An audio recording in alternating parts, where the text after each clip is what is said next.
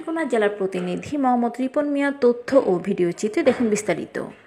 জাতির পিতার সম্মান রাখবো মোরা অম্লান, এই প্রতিপাদ্যে কলমাকান্দা উপজেলা পরিষদ হলরুমে আজ শনিবার জাতির পিতা বঙ্গবন্ধু শেখ মুজিবুর রহমানের ভাস্কর্য ও প্রতিকৃতির সম্মান সমুন্নত রাখার লক্ষ্যে উপজেলার সকল কর্মকর্তা ও কর্মচারীবৃন্দকে সাথে নিয়ে উপজেলা প্রশাসন এক প্রতিবাদ সভার আয়োজন করেন।